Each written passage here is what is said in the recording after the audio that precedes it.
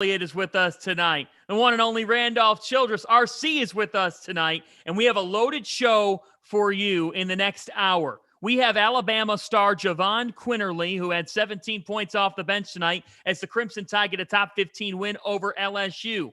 Plus, another top 15 team went down. Villanova losing at the Finneran Pavilion?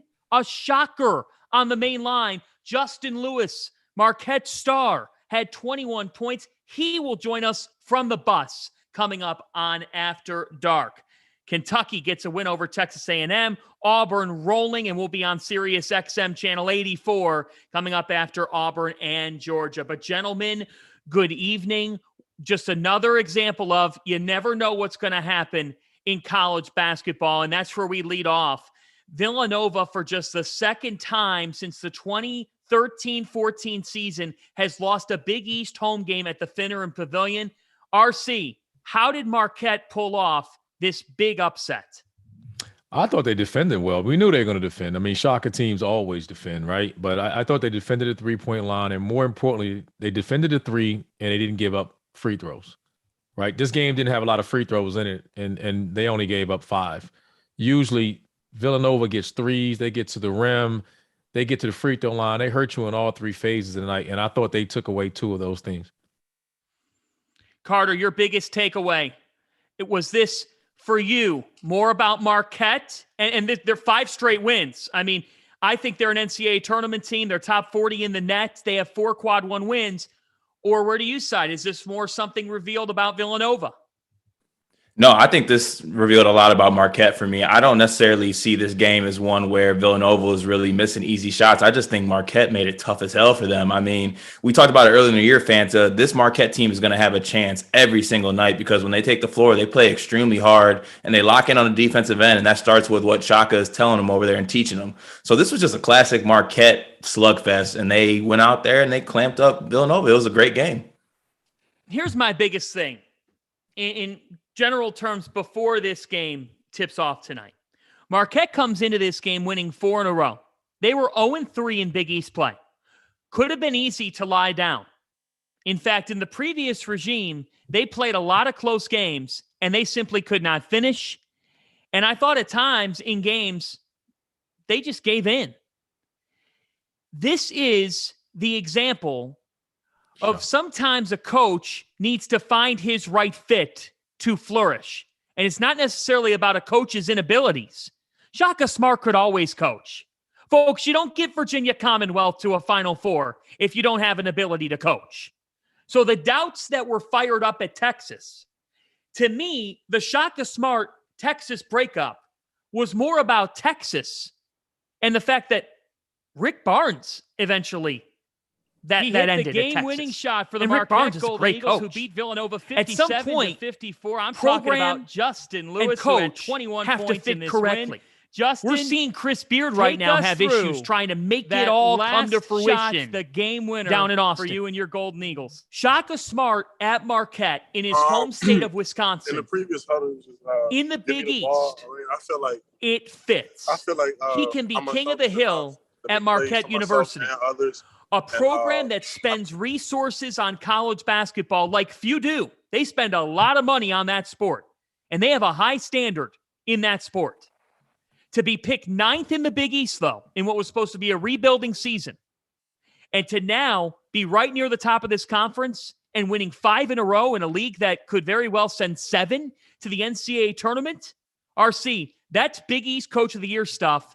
And it is a coach who had a fire lit under him because people saw him lose to Abilene Christian, and immediately they develop a hot take of, this guy can't get it done. Shaka Smart is here to tell you tonight, he's back. I don't think anybody really, if you know Shaka, you didn't doubt him. I found that hard to believe that people would doubt him. I know the rumors and the whispers out there, but again, I mean, us in the sport know Texas just has some unrealistic expectations. I don't know when they became a national contender. This isn't football with the expectations. I know everything in Texas is supposed to mean more in that aspect, but I mean, he just got the right fit now. I mean, he's at a program now where basketball is a focus. It's not a football school. he's going to have unlimited resources, and it's just going to be about basketball. No one leads his young men any better than he does. So there's no reason to think that he's not going to succeed. I just think from what happened in Texas, everyone was just assuming that, all right, like, he wasn't the shiny new toy anymore. He didn't have the shiny coming from, VCU that he did coming from Texas now. And so, the expectations were lower, but make no mistake about it. Anyone who was around knew he was going to get this thing going. Maybe not this fast, but I think everyone kind of knew he's going to have an area to recruit. Recruiting was never an issue. Getting talent was never an issue. And he's going to get that done at Marquette and going to get it rolling. Yeah, no, I was just going to say it's a situation with Shaka where we always talk about, especially in today's landscape of college basketball, kids transferring and needing a change of scenery. I just think it was a time for Shaka Smart to get a change of scenery. That goes for coaches as well. So it was a situation where I think both Texas and Shaka himself just needed a change of scenery, and you can see that it's working well for them. And I just think this Shaka Smart team is literally just all Shaka right now. You can see the intensity in his eyes. His players want to play for him. It's like one of the beauties and the pure things about college basketball when you have a team that just wants to play for their coach really hard. I'll say this also. I wondered, will the change in Marquette change the way he recruits philosophy? When he went to Texas, you started seeing him going more for the one and done guys, right? And that was different. Now you're going to get transfers. This seems to fit Shaka in that aspect. No one can build unless you get into the one and done era. You're going to have to get them every year in order to sustain it. I just felt like getting the transfers in there, maybe mixing a few of those guys in there is the way he'll do it. But in Texas, I thought he went more the one and done. He got the pros. They just didn't stick around long enough to kind of turn it around the way the expectations were. Justin Lewis goes for 21 points in this game. He'll be coming up on After Dark in this hour. So if you're a Marquette fan, you got to stay tuned for that interview. I was super impressed with his answers. And it's hard to go through a coaching transition after your freshman season. I mean, RC, that could have been real easy for him to get up and leave. And here, Justin Lewis is a guy that America may be sleeping on. He has 21-7 tonight against Villanova, who's been defending better as of late. A couple weeks ago against Providence, against a lengthy Providence team, he went for 23-11. Kid from Baltimore can play, and he's 6'7". He plays bigger than 6'7", but it has the quickness as well. Folks, put it on notice. Justin Lewis is one of the better forwards in this sport right now. He's performing that way, and it could have been easy for this to come in a different uniform, and I give the kid props. In a time where everybody's switching their destinations, he stayed. He's the ultimate example of a guy who bought into what Shaka was selling. This happened pretty quickly, too. I thought this was one of the early, the transition from leaving Texas and getting into Marquette. I think Shaka knew he wanted to get this done to get in there, to try to keep some of that talent that he could and get the transfers coming in to try to recruit. So this one didn't linger long. So Shaka getting in there, him staying, didn't come as a surprise. Once Shaka gets in front of you, it's hard to tell him no. Yeah, it's fun seeing Justin Lewis put it together because the talent has always been there, right? Coming into Marquette, people saw the tools, the intangibles he had, and now he's starting to put it together. He's starting to have big games like this on big stages when big time shots are needed, and those are the moments that you need. And that's why Justin Lewis is going to start becoming a name. I mean, people know him in college basketball, but it's moments like this that you look back on, knocking off a Villanova team that's playing really good basketball right now, and you have a game like that. So, I'm happy for him. It's great, to see him get some more recognition because I think he's a really good player. Greg Elliott goes for 14 points tonight, and I thought off the bench, again, provided a spark. Shaka Smart's been able to unlayer stuff about Greg Elliott that we haven't seen beforehand. And then I look at Villanova. Wildcats, they were on a roll. They had won 6 in a row. They're now 13-5. And just when you thought, hey, this team needs to jump back into our conversation of, could they be a team that gets to New Orleans? Could they be that type of group? You win 6 in a row in this sport, you're going to start to get that notoriety. Colin Gillespie, 4 of 13 tonight from the field, and Justin Moore, 5 of 13. Those two they got to stir the drink. Those two go a combined 9 for 26. And it's something. Villanova only lost the game by 3. But it just shows you Villanova needs Gillespie and Moore. And tonight, they were off kilter. They did not have it in this game. Yeah, I was just going to say, it's not the 9 for 26 as much for me because every basketball player has off shooting nights. It's nights like this, though, where you got to find a way to win the game, no matter what. Like when you have a player with the ability of a Colin Gillespie and you have the player with the ability of a Moore, if you're having an off shooting night or things aren't going your way and Marquette's playing extremely well, you got to find a way to win this basketball game, whether that's getting to the free throw line, whether that's setting up other people to win the basketball game. But it's nights like this when that little adversity comes down the stretch, when you need to stand up tall, be a Villanova player and make a play to win the game. And unfortunately, they weren't able to make those plays tonight. And credit to Marquette because players like Justin Lewis were able to make those plays. I want to add, what happened to Brandon Slater? You guys remember a couple of weeks ago, maybe a month or so ago, we were talking like, we were calling this a breakout year for him. And I'm not judging him off this game. I mean, I know the young man and I know he's a talented player, but he was a non-factor out there tonight. And someone of his abilities that we were calling, saying that we were rewarding him, saying, hey, he stuck around, he waited his turn. And tonight he just didn't give him much.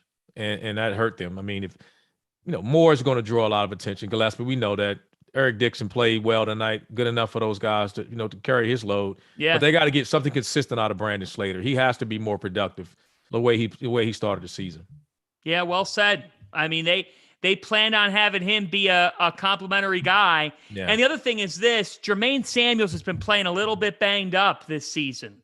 Not at full strength, not at 100%, and I think it shows. I mean, Eric Dixon, if not for Eric Dixon, Villanova would be in some trouble. They have needed him in every way, right? Yeah, that's always been the position, though, that they've gotten production out of. That's a mismatch. That he can guard your 5, and then he does things on a perimeter and does things within a game to exploit your center. And that was always a big advantage that they have. And if he's playing at a high level, they'll make some noise come March. Yeah. Hey, tell you what. We are heading to Sirius XM very soon, channel 84. For those of you watching on YouTube, we will do Q&As throughout the show. We even have After Dark Afters, which means when we get past midnight, and I want Carter Elliott past midnight, Cardi E, could turn into anything. That could turn into anything, right, Cart? Once we get some questions for you after midnight, man? No, that's facts. Everyone knows that.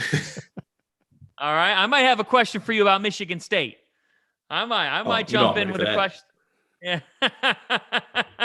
We got that coming up too. Hey, I think we would all agree it's Villanova's to lose until someone takes it from them. Who's the second best team in the Big East? The question I'm still riding with Seton. I'm still riding with Seton Hall. Oh, go ahead, RC. No. I'm saying, are they? We're handing it over to them? Are they actually? You think they're the best team? I think they're vulnerable this year. I think Seton Hall. I'm still riding with Seton Hall. I think Seton Hall healthy, and that they get off that COVID. They came off COVID. A lot of guys catching COVID. I think once they get it together, I love the guard play on that team. Roden, Aiken has been coming on this year. I still really love that Seton Hall team. I'm not all the way out on them. I think they're going to hit their stride coming up here. I know Rob won't like this. I want to say the Huskies. I can't do it. All right. I can't. All right. I can't jump on the Huskies bandwagon. I don't see them challenging right now. Well, what a night in college basketball. What a night in college basketball. We are live on Field of 68 After Dark here on Sirius XM Channel 84. John Fanta with you. The great Randolph Childress RC is here with you. Carter Elliott as well. We're breaking down hoops throughout the next 45 minutes here on Sirius XM Channel 84. It is wonderful to have you all with us after Auburn rolls past Georgia. The Tigers, could they be the best team in America? Should they have been number 1 in Monday's poll? We'll talk a little bit about that. But folks, the headliner in college basketball tonight, Villanova loses at the Finneran Pavilion for the first time in over 4 years. A shocker as Marquette beats the 11th ranked Wildcats 57-54. Justin Lewis delivered what turned out to be the game-winning 3 from the top of the key in the final seconds, and the Golden Eagles get their first win at the Pavilion in 10 tries. Justin joins us from the bus. He did that earlier here. Now the exclusive with the Marquette star, here on Sirius Channel 8. He hit the game-winning shot for the Marquette Golden Eagles, who beat Villanova 57-54. I'm talking about Justin Lewis, who had 21 points in this win. Justin, take us through that last shot, the game winner for you and your Golden Eagles. In the previous huddle, it was just give me the ball. I mean, I feel like I'm unselfish enough to make plays for myself and others. And I mean, he got a little hand on it, but my motive was I'm gonna get this shot off. Or if they step up, try to take a charge, I'm dishing because Greg Elliott, my shooter, told me he had me cornered. So. Did you know the shot was going in? That was a difficult shot. Now you had one hand on the ground. You guys tripped coming off the dribble handoff. Did you have any idea? Of course you were shooting. Did you think it was going in? I just watched the highlight. The last set dribble helped me kind of get myself together, like take a little breath, and I mean I just shot it. Justin, for you to go through everything over an off season in which there's a coaching change at Marquette, and in no way are we looking against what was happening before, but to now win at the Finneran Pavilion for the first time ever, to win 5 straight Big East games. What can you say about Shaka Smart and the difference that he's made with Marquette basketball? The way Coach is, the way he thinks, the way he acts. He tells us all the time we must act and respond like champions before we do anything, and that's kind of what we carry out each and every day. He challenges. He never lets it's never a day goes by where he just let us ease in and tiptoe.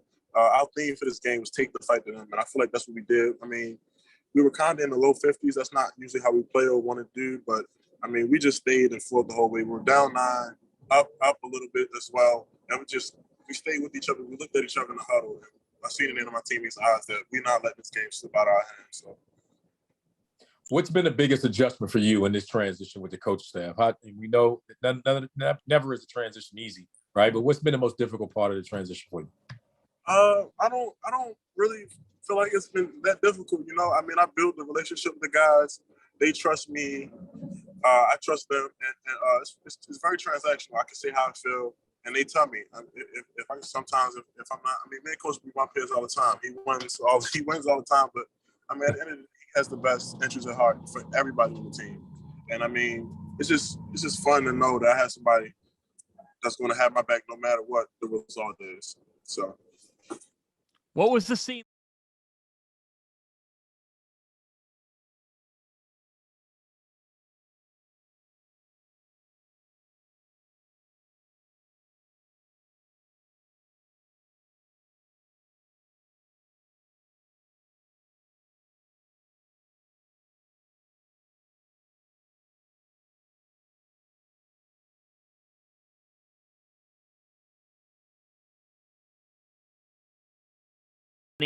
They look like an unstoppable force. And let's talk about those Auburn Tigers right now. Randolph, Carter, a blowout win over Georgia, one that was expected. Randolph, do you believe that Auburn is the best team in college basketball right now? And if so, why? I'm still going to lean toward Gonzaga. Okay. But it's 1 and 1A. I won't argue against anyone that says they are. I think they're talent-wise, they're as good as anybody. I think Jabari Smith is, he's the freshman that we gave so much credit to Chet and Paulo, and he's the one that stepped up right now that has some people talking that he may be the number 1 pick in the draft. He's been unguardable so far, shooting it at a high clip, scoring at all 3 levels. Their guard play has been great. They have just been – Kessler I didn't see this coming. He wasn't this kid at Carolina. Now he's protecting the rim. He's blocking shots. He's finishing. I mean, he had 15. He had 6 blocks tonight. I mean, he stepped up big time. So I won't argue it. They're defending and they're scoring off their defense. I can't argue if anyone says that they're the number 1 team in the country. Yeah, right now I think they are the number 1 team in the country. Like RC, I think that moving forward, though, I'm leaning Gonzaga. Yeah. But, I mean, you just can't argue with this Auburn team. Coming into the year, the biggest question mark was at point guard and what you were going to get in Kessler at center. And those have both been answered this year. KD Johnson is just an absolute winner. Just that's literally what I think of. Toughness, winner, going to do whatever it takes. And then you have a top 3, maybe argument for number 1 draft pick in Jabari Smith. And then Bruce Pearl is doing an absolutely great job coaching this team as well, because I think this team could sometimes get out of control or even wild just because of their style of play. But I think that Bruce Pearl does a good job of kind of containing their chaos. I just call it contained chaos. Is that what I kind of think when I think Auburn basketball? And it's a beautiful thing to watch right now. They're playing extremely great, well-oiled, well-run basketball machine right now. You know what I say? I think that they're different when I watch a lot of college basketball right now is they have a bench. And watching so many teams right now, a lot of people, they do not have depth. And this team has depth. I mean, no one replaces, a Jabari or the elite talent guys, but they got a lot of quality depth on this team. That's going to be a tough outcome later in the tournament. To that point, Wendell Green Jr. might be the best reserve guard in college basketball right now. 12 points, 11 assists. Off the bench. 11 assists. It is time to crown Auburn. And I'm not prematurely doing it. I think it is time. And I got to tell you guys, I hope that I eat my words for the people in Spokane and for Mark Few's sake. But I have reached this point with Gonzaga where I've seen them take on 2 quicker-paced teams. And I've seen them have issues with Alabama, who got them in transition, who got them in an up and down game. They struggled with that. I saw Duke put them in a bit of a blender and lift the pace of that game. Auburn could do the same thing. And they keep coming at you. They don't need just their starters to deliver. Like if you look at their starting lineup, they have a Jasper starting for them. Their better guard is coming in off the bench, but that's how you win games when after a 4-minute segment, you can bring a Wendell Green Jr. and the other guys are huffing and puffing. Alan Flanagan understands his role. They have a great role recognition. Katie Johnson understands what he needs to do. And what I like about this team is there's sacrifices being made for the betterment of everybody. Jabari Smith tonight did not have his best game. He goes for 12 points and 7 rebounds. But what I like about the freshman is he knows what he's really good at, and he follows those strengths. And that's the mark of a well-coached team. The Auburn Tigers are playing the best basketball in the country right now. And it is very difficult for me to put Gonzaga in the number 1 slot, knowing that they lost to Alabama and Duke, knowing the way they lost to Alabama, and understanding the fact that beating up on the WCC is not the same as what Auburn has done over the last couple of weeks in a very, very tough Southeastern Conference. Yeah, for me, though, the one thing that I will say with Auburn is that they do play extremely fast pace, and that leads to them being able to get out to big leads, right? And being able to get out on these runs and get out and run. But going back to that Alabama game, yes, they did win that game. Yes, they were playing extremely fast and extremely well. But there was a point when they were up 15 in that game. And I'm not saying they want to change their play style, but they kept playing fast and the shots weren't falling and turnovers were happening. And Alabama was getting back on the other end and they were able to get buckets on their end. And all of a sudden that lead evaporated and that game got extremely close. So yes, it's great that they can play up tempo. That's when they are playing their best. But there are times when up-tempo is not the way to go. And for some reason in the back of my head, that's something that scares me with Auburn. The fact is that they won't be able to change their play style if you need to.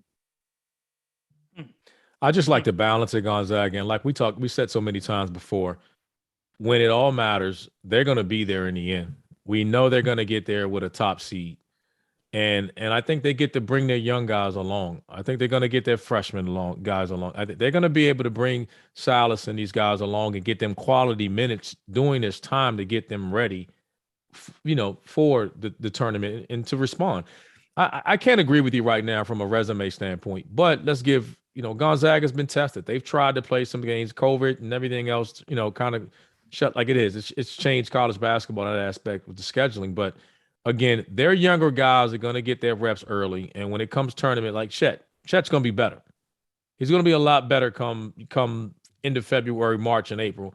He'll be better then than he is right now. He'll physically grow, just like Jabari's going great.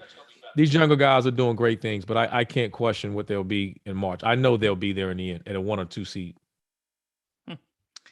We're on Sirius XM channel 84. It's Field of 68 After Dark. John Fanta, Carter Elliott, Randolph, Childress. It's great to be with all of you on Sirius XM, our debut week here on Field of 68 After Dark. We are presented, as always, by Bet Rivers. And we're talking about Auburn's big win over Georgia, a blowout win. Chris comments into the show and says Auburn by 10 Saturday, which Chris is referring to a big one. Auburn and Kentucky. Wildcats got by. Tonight they were involved in what was, a ball game. Just another night in the SEC, but Kentucky comes away with a 64-58 win over Texas A&M. So let's go with where the fans are going. That's where we take you on After Dark. Carter Elliott, Auburn or Ty Washington and Kentucky on Saturday?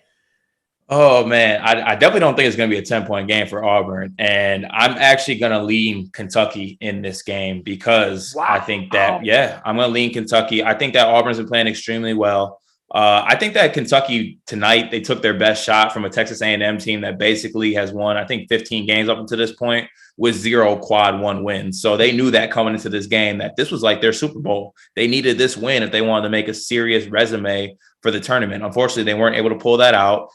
Kentucky was able to take their best shot, had to deal with some Ty Washington foul trouble. But, I just think this Kentucky team, when they're going, it looks really good. Severe Wheeler dishing the ball. Oscar Tshiebwe is an absolute monster. If Kellen Grady's knocking down shots, this is a really tough team to beat. And then at the end of the day, you also have Ty Washington on your team, who's a lottery pick. So I think I'm gonna get Kentucky to edge out this game. Ooh, RC. I'm definitely not going Kentucky. I'm going with Auburn. No, it's funny because we talked about it tonight. I mean, one of the bigger questions we had with Kentucky is point guard play, right? Okay. And Severe Wheeler had 8 turnovers tonight. He had 8 turnovers again tonight. You're not beating quality teams like that with your point guard having 8 turnovers. And the other thing is Grady. He's either hitting them or he's missing. He's breaking them. And tonight he didn't make many. And if you find a game where he is struggling, then you're really just handing that ball off to Ty saying Curry is home. And that's not going to be enough against an opponent like Auburn. So that's my concern with that in that matchup. Here's the thing about Kentucky. They need to just let Ty Washington be Ty Washington, which is what we've seen here recently. Bingo. You can't have your offensive system be designed around anybody else. And I think Cal is trying his best to make everything coexist. At the end of the day, though, the guy that's going to win you games in March is your stud freshman. And you need to let him play through it all. Severe Wheeler is an up and down roller coaster. They got the very good Severe Wheeler against Tennessee. At the end of the day, there's a reason why Severe Wheeler's transferring in the first place. There are ups and downs to who he is and to what his game is. So, look, I think Kentucky is emerging. I do think they could get a taste of reality against Auburn. Quickly here, Randolph, biggest opposition to Auburn in the SEC for the SEC title. Who would you say? I'm going to go LSU. Yeah, okay. Even after a loss tonight, even after a loss to Alabama. I was more impressed with LSU tonight than I was before. I mean, we can get into them later. I mean, I was impressed with them in a loss. I mean, losing days doing that without Pinson. I mean, they're losing. Imagine if they had Adam Miller. I mean, I know he's gone for the year, but I was impressed with LSU even in a loss tonight. Carter, quickly, just your one-word answer. Who could be the biggest contest to Auburn? Kentucky Wildcats. Interesting. Tell you what, that makes for a very interesting Southeastern Conference race. LSU went down tonight to Alabama.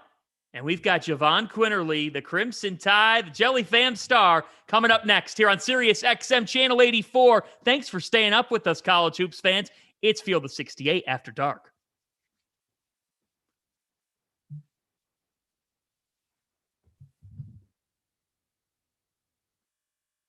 You guys are clear.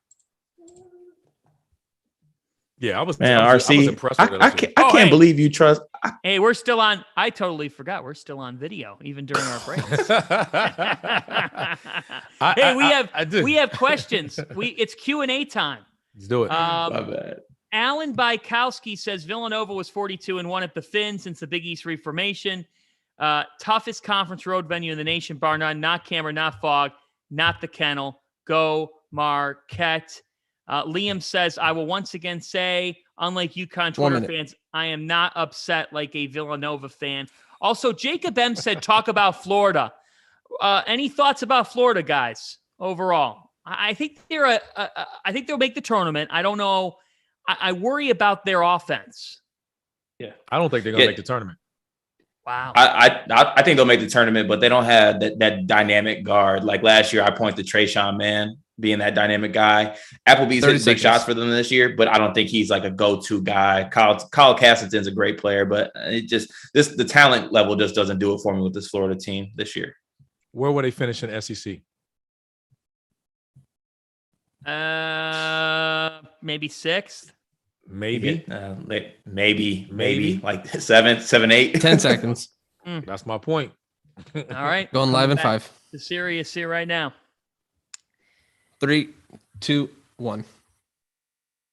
Back here on a wild Wednesday night in college basketball. It is Field of 68 after dark here on Sirius XM Channel 84. Thanks for staying up late with us, everybody. John Fanta, Randolph Childress, Carter Elliott with you deep into a college hoops night. And let's talk about the Alabama Crimson Tide coming away with a win over LSU, 70-67. Your instant takeaway, Cart, on the Crimson Tide finding a way. That sums it up right there. Finding a way. They needed this win. They had a team coming in at LSU who's one of the best defensive teams in the country. This is a team that's been struggling on offense as of late, both shooting and also being able to take care of the ball and not turning it over. So it was a really much needed win for Alabama. I think it was a good situation for them being able to beat a good LSU team and playing them at home. So they needed this. They needed this win really bad. Randolph, your biggest thoughts about how the Crimson Tide pulled this out? Javon Quinnerly comes in off the bench. Jaden Shackelford with a 20-plus point game performance. Just another night for Jaden Shackelford. And that guard duo, even LSU's defense, one of the best defenses in America, they had trouble containing those two guys. And Alabama gets what was a much-needed win. Their style of play just gives you so much trouble. Those guys play with so much confidence that you know they're going to shoot threes, they're going to defend, they're going to play hard. It was a hard-fought game. I mean, like I said, I was equally impressed with LSU. I know they lost, and you don't apologize for winning in that league. They're both sitting 3-3 right now, and Alabama has had two of the more impressive wins during the season. We talked about that in the past, and so it's good to see them get back. I mean, we were talking like they were a favorite to win the SEC at one point. Now we've kind of slid off that, but they needed to win. It's a home game for them. They came in. They were struggling a little bit. So this was something that they had to have. But I was honestly more impressed with LSU. I mean, losing days. He only played 12 minutes with that. They lost. They still don't have Xavier Pinson back. He'll be coming back soon. Again, their defense carries. And for them to come into that, to Alabama and play the way they played, I was just really impressed with them. Keon Ellis made 2 free throws with 5 seconds left to help secure this win. I think Keon Ellis is as big of a glue guy for this team. With what they lost with Herb Jones from last year, they've needed Ellis's versatility, the defensive capabilities that he has. He goes for 12 points and 8 rebounds, but you can't talk about Alabama's success, RC, without talking about who Keon Ellis is to Nate Oates' group. He's the closer for him. I mean, if you notice late game situations, they're putting the ball in his hand to make plays, to close games on the free throw line. He's the guy. So he's the glue guy, but you can tell from the way they play and how they use him, he's the guy that Coach Oaks trusts the most. And that says a lot. On both ends of the floor, by the way. Absolutely. Like, if not only on off, like we talk about Quinnerly and Shaka, and those are the guards that, you know, they're who you bring up first when you bring up Alabama guards.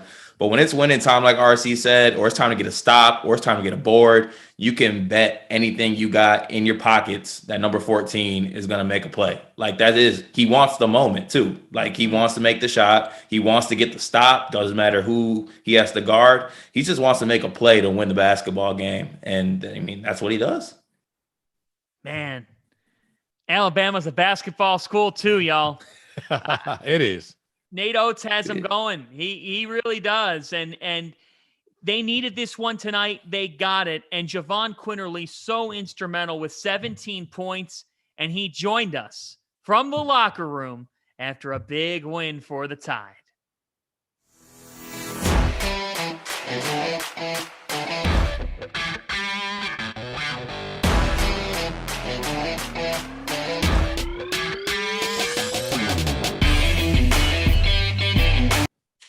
Alabama 70, LSU 67 as the Crimson Tide get a big win in Tuscaloosa, and we are joined by their star, Javon Quinnerly, who had 17 points in the victory. And Javon, congrats on this win. What did it come down to for you and the Tide? It was a real scrappy game for us. Losing 3 games in a row is tough. We needed to make an adjustment, so definitely getting this dub tonight. It feels good, get our confidence going again. Get us back on the right track. It was a real scrappy, sloppy game, but, I'm just happy we got the win. On the defensive end of the floor, that's something that I know Coach Oats is always stressing. It has to be that calling card. Tell me what goes into that style that you guys are able to play, that toughness that has become synonymous with Alabama. Yeah, we get up and down the court. So with that being said, we shoot a lot of threes. We got to sprint back, and we got to stop teams in transition. That's something big that he's really emphasized these last couple of weeks. Is after we get a good look on the offensive end, whether we make or miss it, we gotta sprint back. We gotta stop jogging. And I feel like we answered the bell tonight on that end. We second half we shot 0 for 15 from 3. That's real unlike us, but we were able to get some key stops in the second half, and that's what made the game for us. So I covered you a little bit when you first came on the scene at Villanova, mm-hmm. and at Alabama, you have truly found that home. Why has Alabama been perfect for you? Not to knock Coach Wright and my Villanova brothers, because I still speak with them, religiously. And, I still use things to this day that I learned from Coach Wright and the staff. But, here at Alabama, I'm just able to play a little bit more freely. I'm able to, kind of use my moves to beat guys off the dribble. And, that's something that was big for me in my success in high school. And, just being a big name in high school, I was able to, kind of use my game to beat guys off the dribble and create offense. And, that's something that I got here at Alabama. And, my jump shot is something I really worked on, even though I'm struggling a little bit this year from 3. That's something that I really worked on in the offseason and even my redshirt year. Like, I was just shooting the 3 ball a lot. So kind of with the way Coach wants us to play, threes and layups, not too much mid-range, even though, I believe in the mid-range, but not something we look for here. I really found a home here, and Coach Oats and the staff believes in me, and the feelings are always mutual. So I'm just glad I found a coaching staff that believes in me, and I'm able to do what I did pretty much in high school and bring that to the college level. You say that feeling is mutual. So we talk about why Nate Oats is one of the great risers in college basketball, the way he sprung onto the scene. He's one of the best coaches in the sport. Give us something behind the scenes that people don't see every day in Tuscaloosa that reflects just what makes him so good, what makes you believe in him. Coach is always riding with his guys. These last couple of games I haven't particularly been playing well individually. And, he hasn't lost confidence in me at all. I know I came off the bench tonight. That was something that we agreed on together. I was real successful in that role last year. And, Coach Oats, he's never lost confidence in me. Even sometimes when I get down on myself, he's somebody he's going to come up to me and say, like, I know you're going to turn this around. And, just stay in the gym. Like, you work too hard for your work not to show out there. So, just having that in a coach, that goes a really long way. And, that's what I was always looking for, in a college coach, somebody that just believes in me, even when I'm not particularly playing well. It's impressive to hear that you were able to manage through coming in off the bench. What was that discussion like? It was, like I said, it was mutual. I know we needed to change. I know I could provide, a positive spark off the bench like I did last year with the team that we had. And, I just felt like it would do us good tonight. And, I wanted to get a feel for it. And, it played in my favor because I wasn't particularly shooting the ball well these last couple of games. So, I just wanted to try something different, something for the team. And, I just want to win basketball games at the end of the day. So I don't care if I start or come off the bench. I'm sorry. No worries, Javon. I wanted to get your thoughts because you and Jaden Shackelford make up one of the best 1-2 punches in a backcourt in college basketball. What's your best, putting you on the spot here, Jaden Shackelford story? Give us something about Shaq. On or off the court? Take us off the court. That he's the clown. He's a jokester. He's a roommate. So, we're together all the time. But one of my favorite moments, I'm going to be honest with you, was probably the sweet, was it it was the Maryland game last year in the tournament when he hit a three to go up. I don't even know. We were hitting so many threes that game, but he hit a three and it just, man, the place went crazy. And, last year it wasn't really a lot of fans in the arenas. So just to hear like our fans go crazy after he hit the three, it was just a really good experience. I passed the ball to him too. So, I set him up for it. And, that was a really good moment between us two. And, that's my guy. That's my roommate, that's my brother. So just happy he's on the right track. And, we pushing each other to, try and win another SEC championship. And that brotherhood is strong, Javon, and very happy for you and your success. Congratulations on the performance and a big win over a tough LSU team. Good luck the rest of the way. Thank you, John. I appreciate it.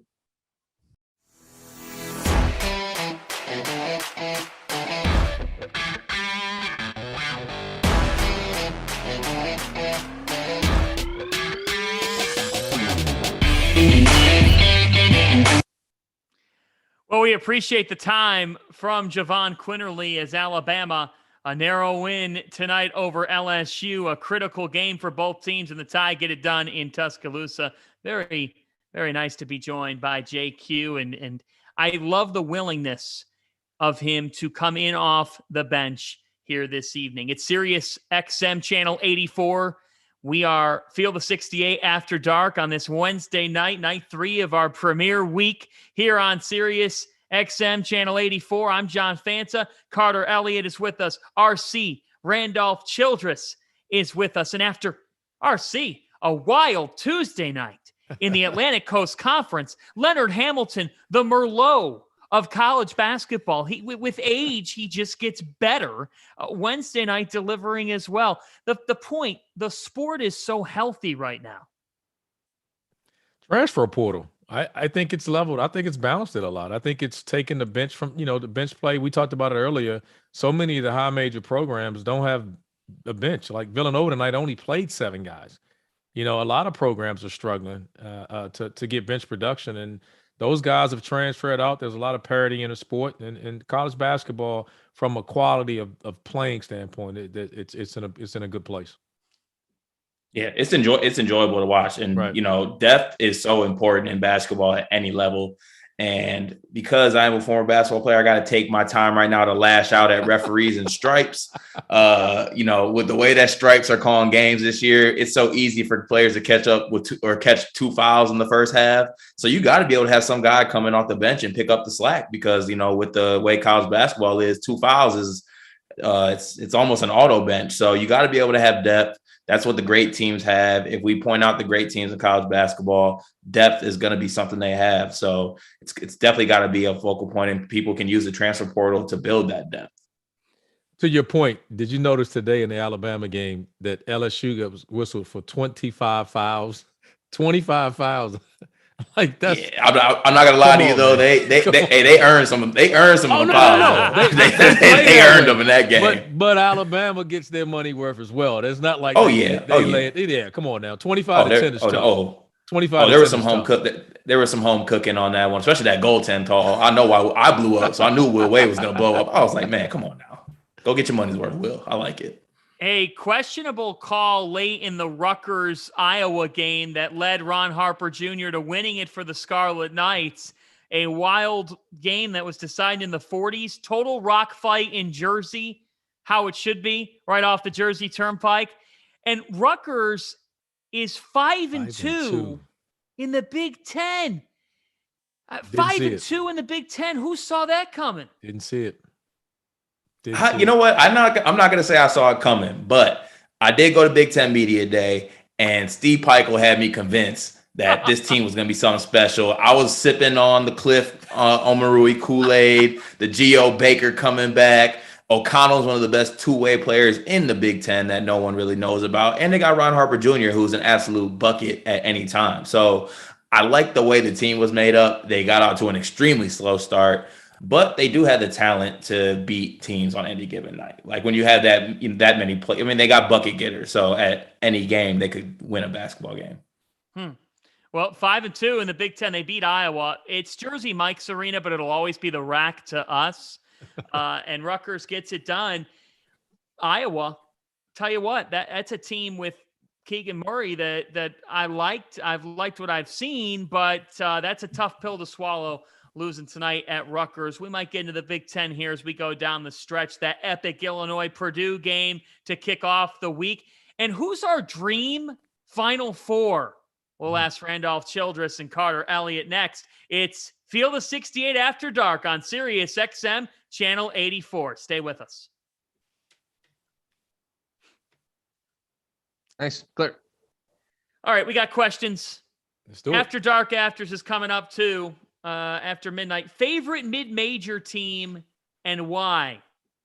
I'll go with Loyola Chicago because I'm amazed at just how consistent they remain. They don't need any one part to be great. They're so balanced. They're efficient. Offensively, they shoot the ball 50%. I mean, they shoot 50% from the field. Favorite mid-major team, RC? I don't consider them mid-major. You got to do something. I can't give you mid-major with them. They're basically top 25 in the country. Like them, VCU, like Richmond. There's certain programs they're high major to me. Like, I can't give you the mid-major. Bring me down then. Chicago. Okay, who you got? Oof, I'm gonna go low. I like Liberty. Hey. Coach McKay's really good there. They run great stuff. They run great 30 stuff. 30 seconds. Card? And Darius McGee's an absolute bucket. But he's a bucket. How you want it? How you want it?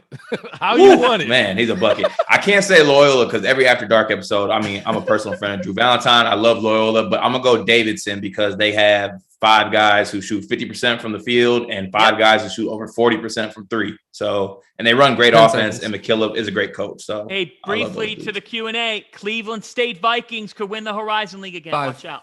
4, Watch out for Cleveland 3. State. Oakland's winning the Horizon League. Field of 68 After Dark, Sirius XM Channel 84 on a Wednesday night in college basketball that gave us a taste of what we'll see in March. John Fanta, Carter Elliott, Randolph Childress, RC is with us tonight.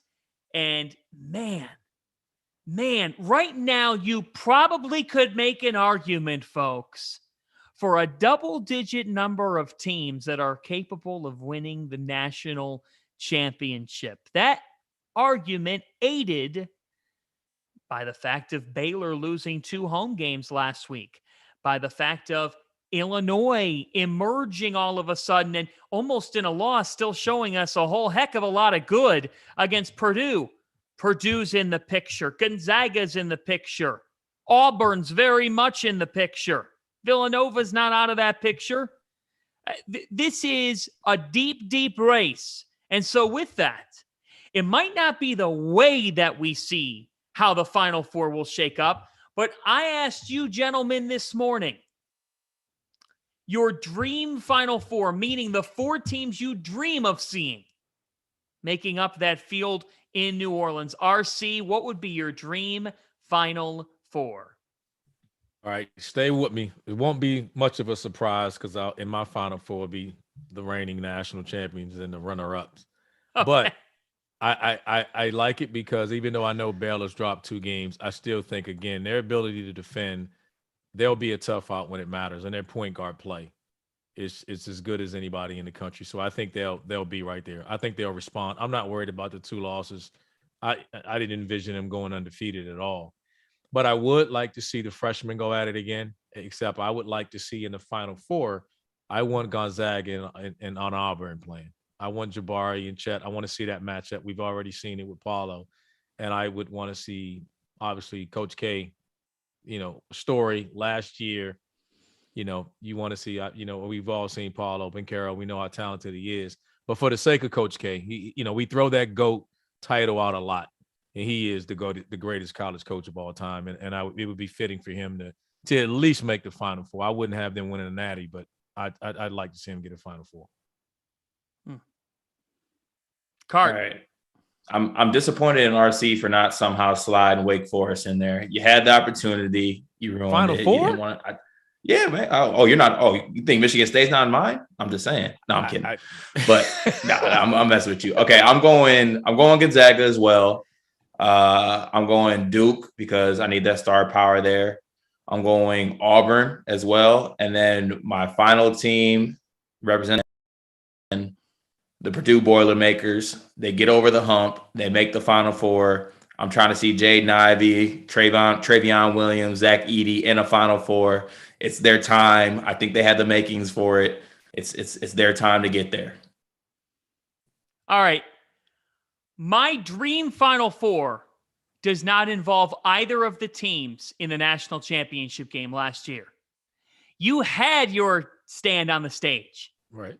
So here are the 4 teams that I think could be a dream Final Four in college basketball. Number 1, everybody's favorite guy. Nobody has a bad thing to say about him. Matt Painter and Purdue. The star power of Jaden Ivey. I need to see the sharpshooting of the Purdue Boilermakers on display at the Final Four. I need to see Stefanovic just get on a heater in New Orleans because that's the kind of player he is and he was against Illinois earlier this week. I need to see Zach Edey in a Final Four. The man is a literal tree. And I love the way he was talking earlier this week against Illinois. Stephen Bardo did a great job on that broadcast of saying when Zach Edey walked into Purdue, he didn't say a word to anybody. And now he's talking to everybody. I love that. So Purdue would be a feel-good story.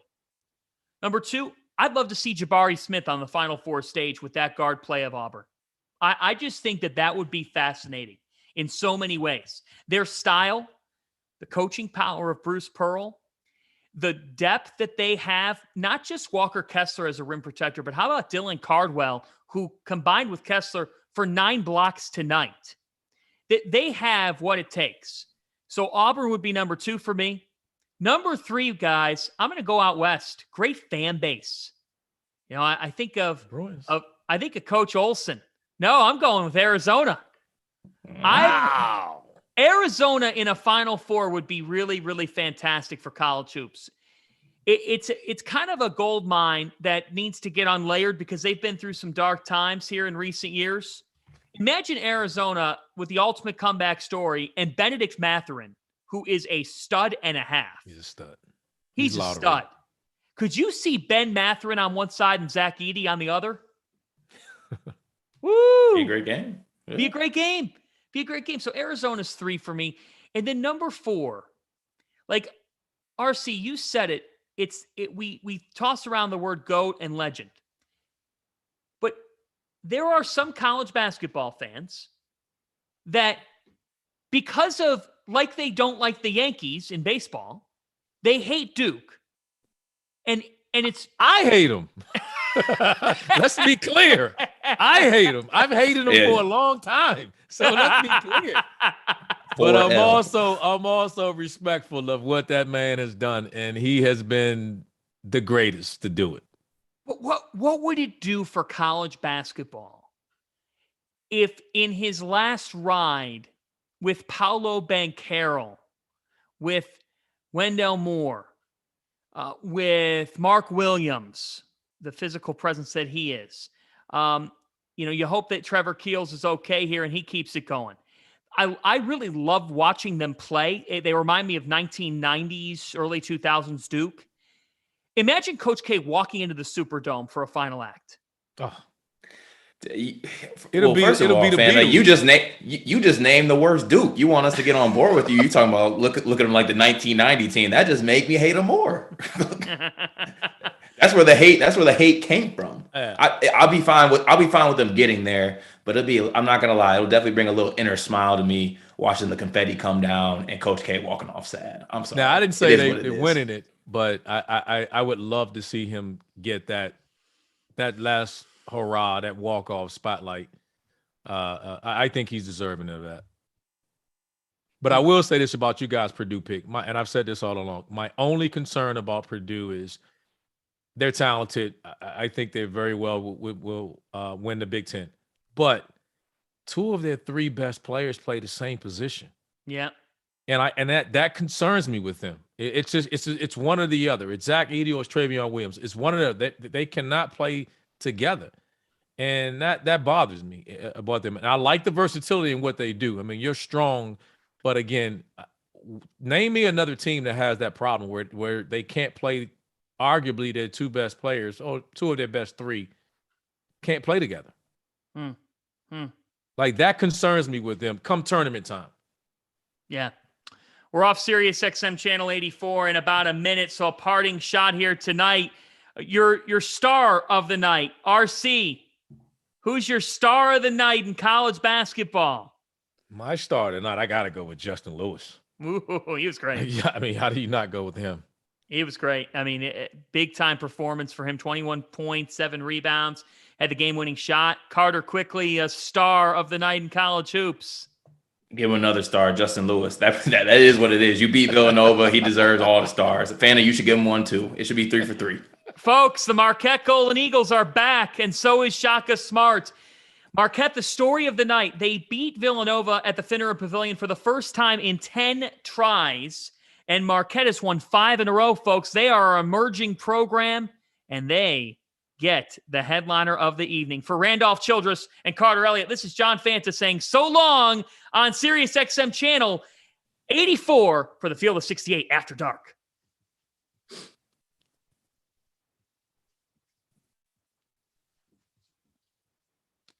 All right. Field of 68 After Dark Afters. You ready? Buckle up. Carter Elliott's going to break through midnight here on this very platform. I don't know what to expect. Oh boy. It could go either way. I'm not gonna lie to you. Could go good, could go bad, depending on how you're looking at it. All right, we got stuff here. The afters. Squirrel says Goodman would be even more unbearable if Arizona was in the Final Four. I agree with that. That would be, yeah. I couldn't disagree with that at all. Goodman can be more unbearable. He will. Are we sure that level can be reached? I don't know. Hey, I'm just saying. It depends who they're asking. Ryan Reed says Wisconsin's in this thing. Ride Johnny Davis to the Final Four. Okay, I actually disagree. I don't think they're a Final Four team.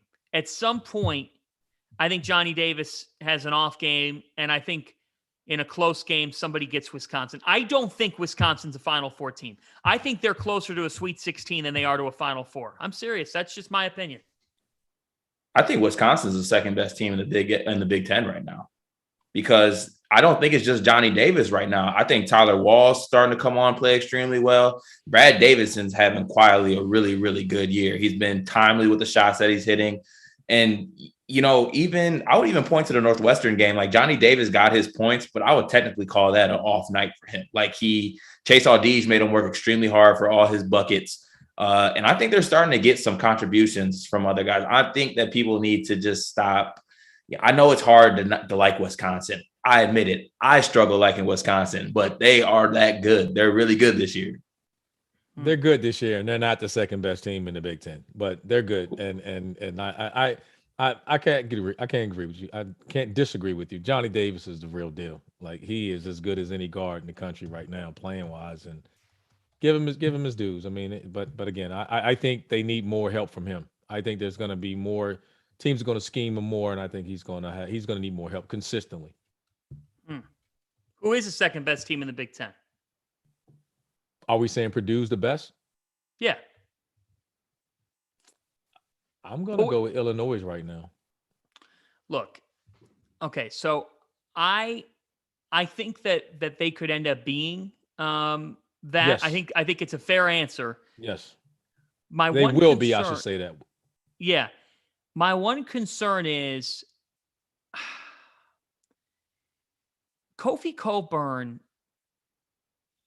to me, as much as he is a guy that they need to be successful, he sometimes can be their own worst enemy, if that makes sense sometimes. Like, the foul trouble the other day, it ended up being a good thing because it opened things up for them, and Verdonk ended up coming into that game and making an impact. But, like, I've seen Kofi Cockburn get beat by other bigs, and Zach Edey beat him. Zach Edey beat Kofi Cockburn the other day. And so I kind of go back and forth. I think he's a dominant presence, but I don't think he's a great defender by any means.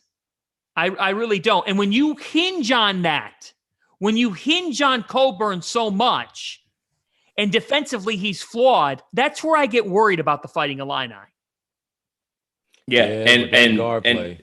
Go ahead, Carter. No, I was just going to comment. I think one of the most telling things for me, looking back on that Illinois game, it wasn't for the fact that Zach Edey just kind of shut down Kofi and what he did. It was that point in the second half where Kofi was getting shut down and he got frustrated, and then he gets 2 quick fouls that were pointless. Then he has to sit on the bench for the rest of the half. His body language wasn't the best on the bench. It's just it's a thing with Kofi that he's such a dominant and physical force. But when you have somebody like Zach Edey, who's like, I can meet your physicalness and I can meet what you're doing physical-wise, dominating, then he kind of was just lost. If he can't overpower you, then what's he really doing? He's not really able. He doesn't really have a counter if he can't overpower you.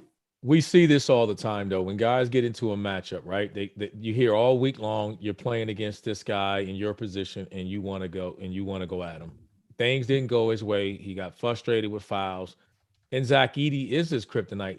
He's not the most athletic guy. He's a big physical guy. And the last thing you want is this long, tall, 7-foot+ guy that can hold his ground against you. But again, we talked about it before. When you flip it and he goes out, then you got to deal with Travion Williams.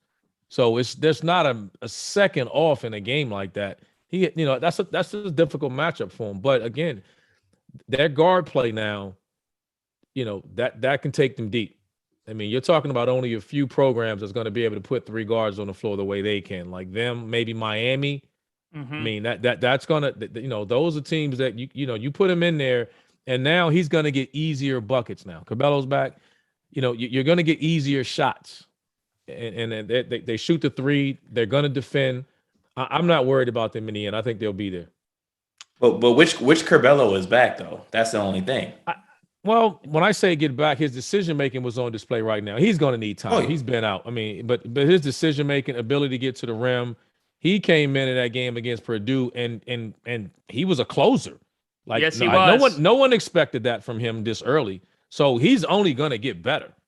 Now, the only question I have with him is that he's going to have to shoot can he get to low 30% from 3? Can he make a couple of open threes? After that, look out. I mean, because he's going to get wherever he wants to get on the floor. He's going to get easier shots from everyone else on that team. The healthier he gets, the better his conditioning gets. I think he'll be that guy when it comes in, if he's healthy. All right, we got more questions. I want to get to Jacob Petruzzi after this one. Connor Sanders says, do y'all believe in Miami at all? They're playing really well right now. Well, they're 14-4. They're 6-1 in the Atlantic Coast Conference. RC, do you believe in Miami? I do. I think they got the 3 probably best guards in the country playing. I mean, I know everyone is down on the ACC, but they're legit. I mean, they very well should have been undefeated. Florida State got them, close game, clutch game. They came up big, had a shot to win it. But I tell you, I mean, Wong, Isaiah Wong and Magusti and Charlie Moore can flat out do it. And they're playing small ball.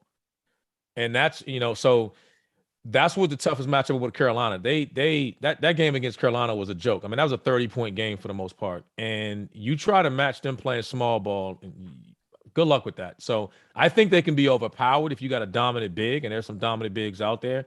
But again, he's going to be in ball screens 40 minutes, chasing on the perimeter, having a hedge and help those guys. And they're just going to rotate the guy because they're not dependent upon one guy. Yeah. And all 3 of those guards have been there. Like, they're all upperclassmen. I mean, Charlie Moore has been in college for forever. So there's nothing they haven't seen. They're not going to fear anybody. That's the type of team. Like they just did. They win to Cameron and they got to dub it and they got to win at Duke because they're not scared of anybody. They have been there. And like RC said, a team can overpower them, but you do not want to play the same style as Miami because if you try to, you end up like Hubert in the gang and lose by 40. Like that's what happened last night. They tried to beat Miami at Miami's game and it backfired big time. So, you got guard play like that, you give yourself a chance to win. They're going to be in every game. Yep. Oh, yeah. And Isaiah Wong's big time.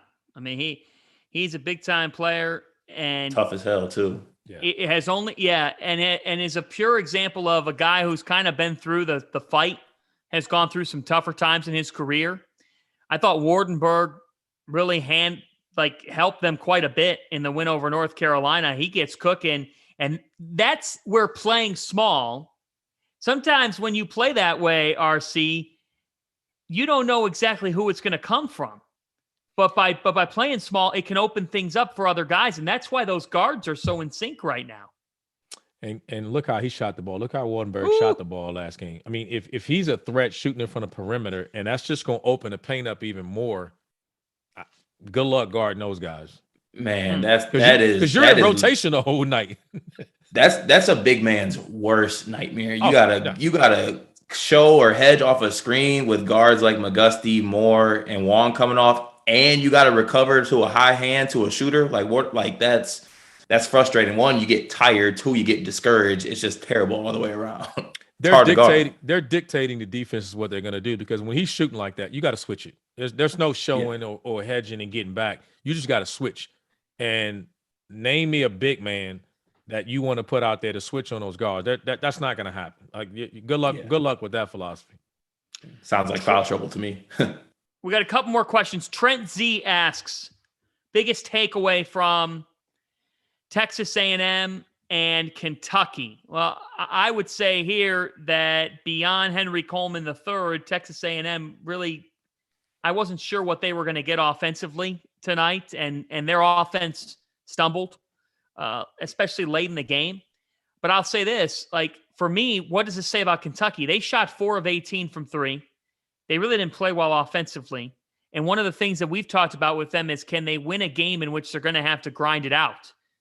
And tonight they had to fight and they had to grind it out. That Texas A&M team doesn't have a great win, but they still had 14 of them heading into this game. So for me, Kentucky, it's hard. It's going to be hard to win road games in the Southeastern Conference this year.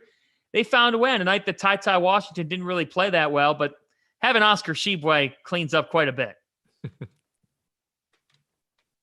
That's where I stand with that. Any takeaway on UK? No, I don't have any. This was Texas A&M Super Bowl. They know they don't have any quad one wins. It wasn't a big game for them, but they treated it as if it was the NCAA game for them, and give them credit. I mean, they came out, they competed, they were right there at the end, gave themselves a chance to win. They just didn't put it out. Kentucky didn't play well, and Wheeler turned it over. Grady didn't make shots. Ty didn't play great. Big O didn't score much. He only had 6 points tonight. He rebounded 13. He had 13 boards tonight. They didn't play great, but again, it was enough. It was enough to get the win, and you got to give him credit for that. It was an ugly win, but it's the win you got to have. Yeah, last thing I'm gonna say with Kentucky, I like to keep basketball simple sometimes, and I like what Severe Wheeler does for this team. But at the end of the day, I think I want the ball in my lottery picks hands in Ty Washington, and it'd be nice to see him kind of take over the main point guard role with this team and just see what it does. But good win for them. Like RC said, it was their Super Bowl, so they needed to come out, take the best punch from A&M and win this game, and they did. So at the end of the day, it's all that matters. All right, rapid fire here. We got a couple more, and then we'll do toasts. Carter, we have a question in from Jacob, who says, do you think UConn can win the Big East? Yes, I do, because I believe in Sanogo and I believe in Hurley. RC is shaking his head like he just walked into McDonald's and they said they were out of hamburgers. Yeah, that's like saying they out of fries, even worse. Geez, you are out on them, huh? I just don't see it. I hate to disappoint you, Rob. I know you're probably listening right now. I know I'm disappointing you, but I can't see it. I told you. Watching them in late game situations, I just think they get predictable. I mean, I didn't see a lot of guys wanting the basketball. Let me say that. I didn't mean it from not that they were predictable from a schematic standpoint. I just didn't see a lot of guys wanting the ball, and I'm not. I'm winning the big. No. Okay, Nick says, which team outside the Power Six will do the most damage come March? Man, I don't know. I kind of like. I think if Davidson keeps going, like they got.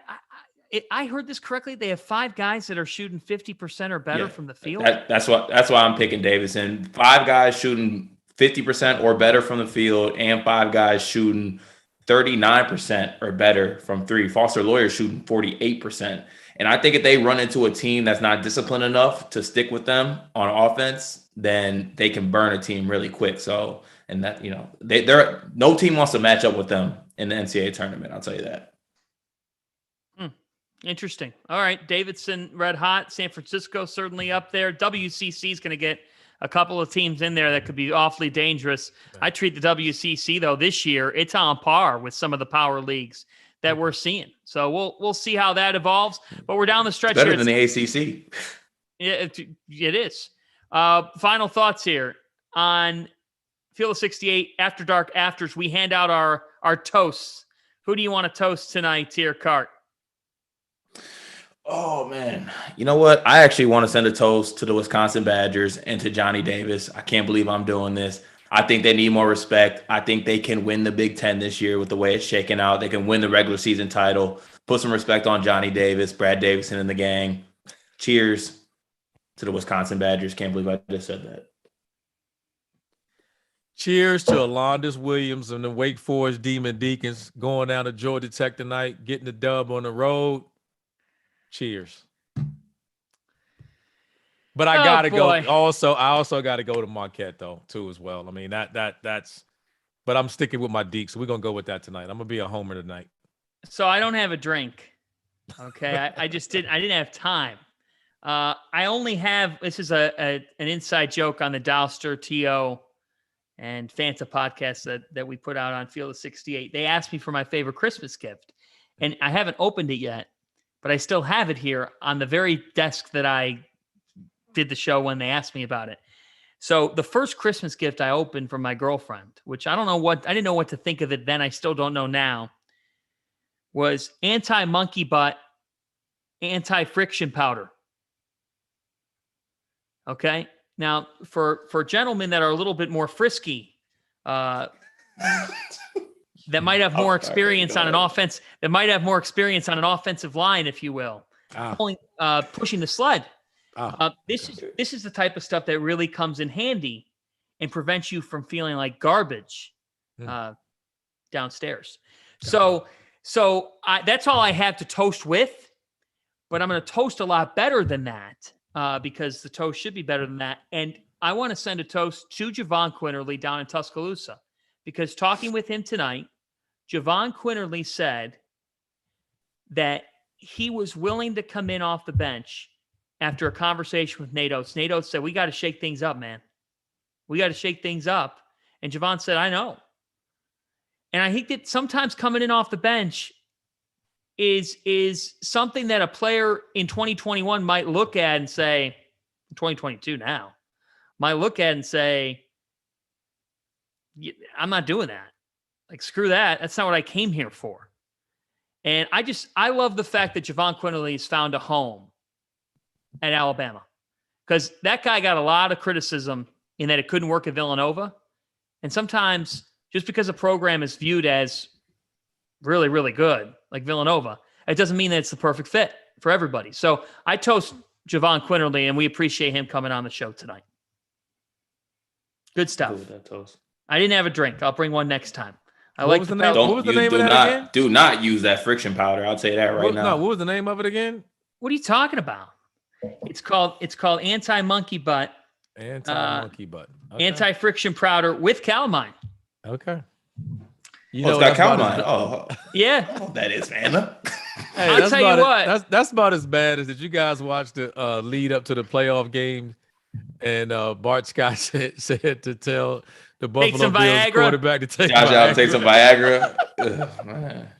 That was definitely man. Well, if you stayed up with us until 12:16 a.m., we would encourage you to take some as well. That's the Field of 68 After Dark Afters. Carter Elliott, Randolph Childress, our producer, Greg Waddell. I'm John Fanta. Good night, everyone.